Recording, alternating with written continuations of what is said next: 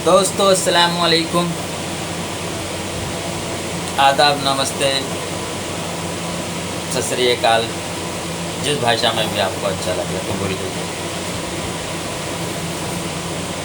आज बात डायरेक्ट दवा पर नहीं होगी, आज बात होगी पेशेंट की। और ये बात करने का मतलब कुछ और नहीं है, मेरा अपनी वाहवाही कराना नहीं है, बल्कि उन लोगों के लिए है, उन डॉक्टर्स के लिए है जो लोग थोड़ा सा भी नर्वस हो जाते हैं, उनके लिए ये वीडियो है। उनके आत्मसम्मान के लिए ये वीडियो है, उनकी अपनी सोच को बदलने के लिए ये वीडियो है, और उत्साह भरने के लिए ये वीडियो है।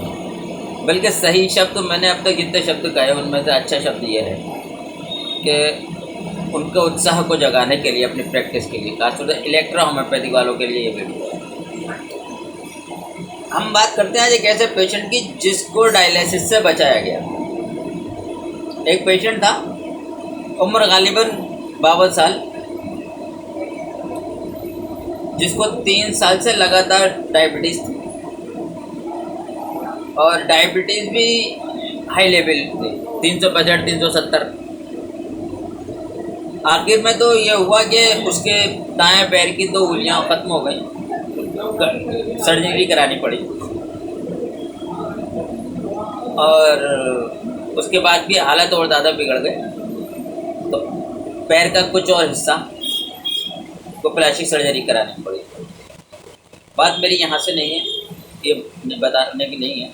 बात ये कि कुछ दिन के बाद अचानक उस व्यक्ति की किडनी फेल हो गई, क्योंकि शुगर का पेशेंट था, और शुगर का भी इस लेवल का पेशेंट के टेबलेट से कंट्रोल में नहीं आ रहा, उसको डायरेक्ट इंसुलिन के इंजेक्शन लगाए जा रहे हैं। और अचानक एक दिन ऐसा हुआ कि उनका पेशाब रुक गया। अब पेशाब रुकने का मतलब तो आप अच्छी तरीके से समझते हैं। 3 दिन तक उनको पेशाब नहीं आया, और फिर उनके घर वालों ने नलकी लगवाई, तब उनको थोड़ा सा पेशाब हुआ, लेकिन फिर भी कंट्रोल में नहीं हुआ। अलीगढ़ में एक डॉक्टर हैं शुगर के, बहुत पेशेंट, बहुत मशहूर है वो भी, किडनी के, सॉरी शुगर के नहीं, डॉक्टर अनीस। उनको दिखाया तो उन्होंने फौरी तौर पर रेफ़र कर दिया कि इनकी डायलिसिस हो। उसी दौरान ये बात मेरे पास तक आई, क्योंकि वो मेरे भैया लगते हैं, ताया के लड़के हैं। मैंने भी अपने जो हमारे सीनियर्स हैं उनसे इस बात पर डिस्कस किया। दवा तो मुझे भी मालूम थी, लेकिन डिस्कस करना ज़रूरी था। डिस्कस करने में कभी चूक नहीं करनी चाहिए। हमारी कामयाबी इसी में है कि हम डिस्कस करेंगे, सामने वाले को भी हमसे कुछ मिलेगा और हमसे भी सामने वाले को कुछ मिलेगा। और जूनियर सीनियर हमारी पैथी में होना बहुत ज़रूरी है, क्योंकि उसके पास तजुर्बे होते हैं, बहुत तजुर्बे होते हैं। जैसे कि मेरे पास एक लंबा तजुर्बा है होम्योपैथिक का, लेकिन उसके बाद मैं इलेक्ट्रा में आ गया, तो तकरीबन वो सारा का सारा तजुर्बा मुझे इधर ट्रांसफ़र करने में ज़्यादा टाइम नहीं लगा, वो मेरे लिए फ़ायदेमंद साबित। खैर, डॉक्टर साहब के कहने पर हमने जो है वो, उन्होंने शहाबुद्दीन के घर वालों ने डायलिसिस करा, लेकिन उधर मैंने अपना एक मेडिसिन का कंपाउंड बनाकर देना शुरू किया। S6C6REWE,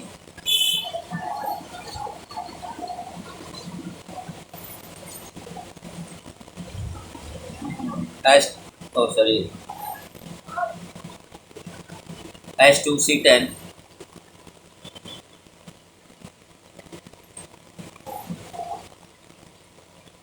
और उसके बाद हम उनके ब्लड यूरिन टेस्ट कराते रहे। उनके कंटिन्यू दिन में 5 बार, 7-10 ड्रॉप 5th डाइल्यूशन में हम देते रहे। और एक आयुर्वेदिक दवा और उनकी जो बेटी वो बता रही थी उन्होंने दी है, जड़ी बूटी की, कोई मुझे पता नहीं।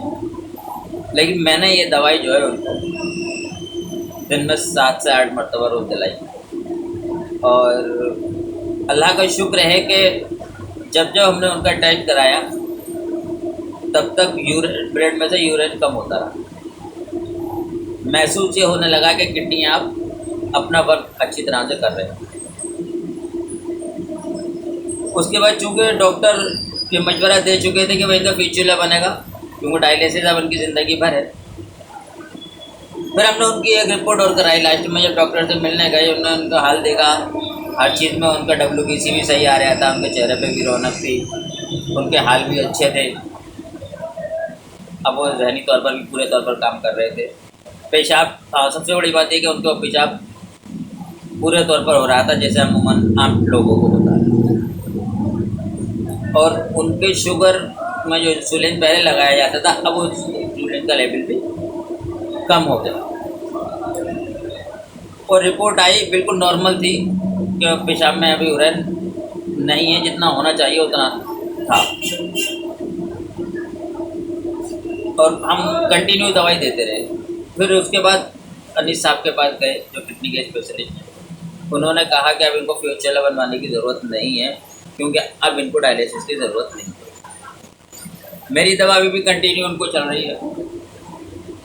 वाहवाही लुटने का मेरा कोई मकसद नहीं है, सिर्फ इलेक्ट्रो होम्योपैथी के अपने भाइयों को ये वीडियो देने का हक है के लिए मैंने वीडियो बनाई है, ताकि वो भी इस तरह के पेशेंट को ट्रीट करें।